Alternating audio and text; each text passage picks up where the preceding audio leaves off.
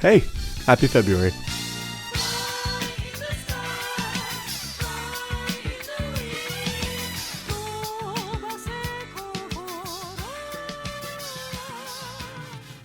Hey y'all, welcome back to my cramped little corner of our office. Thanks for coming back to see what I'm up to.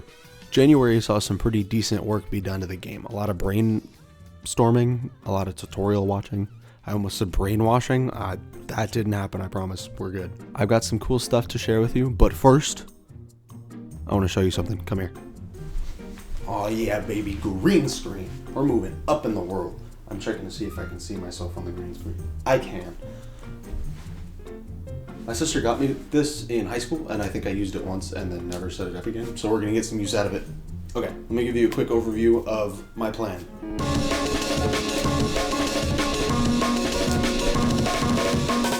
So growing up, I played a lot of Call of Duty, Halo, and one of my favorite games of all time, Titanfall 2.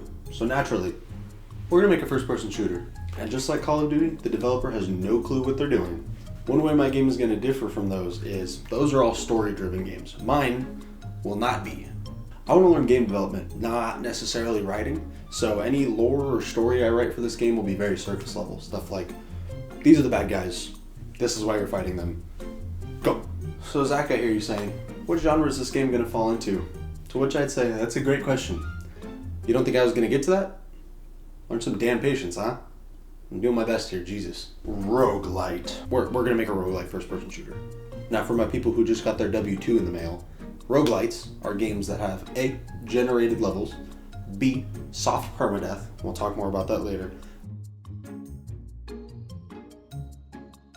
and C, upgrades that stick with you throughout all your deaths.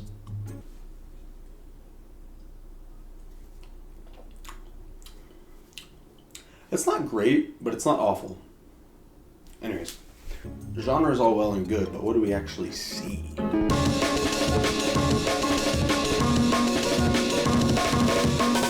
I want the game to have a bit of a retro grunge aesthetic to it, so we're going to have some light posterization and some edge detection close to the player to make things pop. I have no clue what I want the enemies, weapons, or map to look like, but I want them to have a kind of sharp exhale level of humor. I had to take my hoodie off because it was really hot in here and I can't turn the fan on because it's right above the microphone and all you would hear just like Now I love animating moving parts, so you're going to play as a humanoid robot that kind of shifts and transforms in different animations. And your character's obviously going to make the standard like grunts and little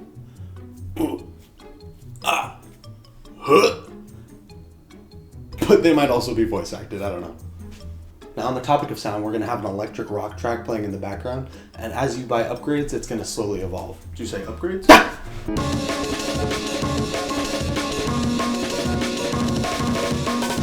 A big aspect of roguelites is upgrades purchased with currency you get during runs. In our game, that's going to be called goop. You're going to start off with a melee attack, and there will be 4 or 5 other weapons that you can buy throughout the game. The reason I say 4 or 5 is because I would love to add like a special weapon, like a rocket launcher or like a big hammer or something, so that's a possible 5th one. The weapons that will for sure be in the game is a revolver-style pistol that will reload 1 round at a time, and then you can upgrade it to have some kind of speed loader. We'll have a mag-fed shotgun that can be upgraded to be dual-wield. We'll have an automatic rifle that can be upgraded to do something in the future. Please comment if you have any ideas. I genuinely don't know what that upgrade could be. And then lastly, we'll have a bolt-action style heavy rifle. Again, comment if you have ideas for a special upgrade. I don't know, but I want it to have one. All of these weapons will have their damage and ammo numbers set during playtesting, but they'll also have 2 or 3 upgrades to make them a bit better over time. What are you shooting at, you might ask? Enemies. You're obviously shooting at enemies. Can you stop interrupting me, please? This is the 2nd time now. Come on.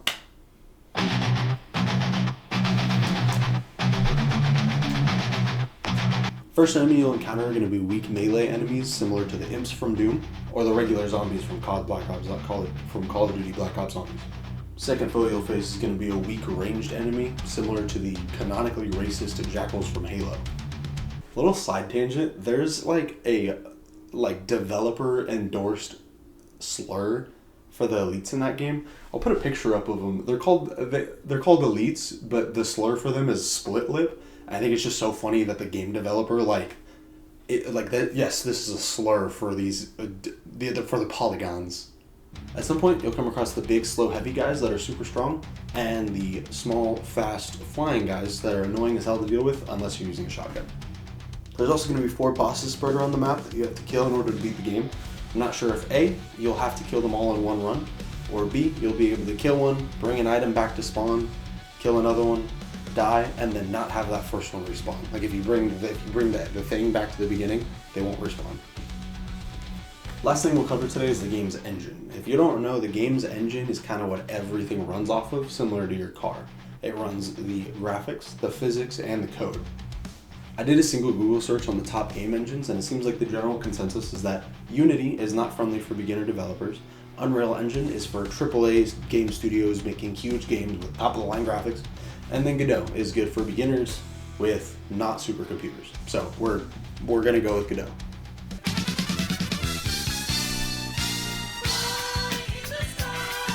So what's next? In February, I'm gonna dive headfirst into Godot, start prototyping some of the mechanics of the game and just learning how it works.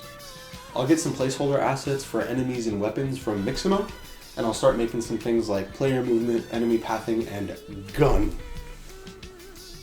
Real talk, I'm kind of terrified because I think this is where I'm going to do a lot of my learning. I already know basics about modeling and animation in Blender, but I know nothing about coding. And that's all I have for you guys. Thanks for watching the second episode of my game dev project series thing.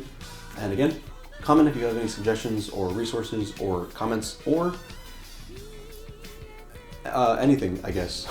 I had a lot of fun making the first video, and I imagine I'm going to have a lot of fun making this, especially now that we got the green screen. So I'm really excited to keep this project going. Okay, I'm going to go grab another brewski. Bye. Cringe.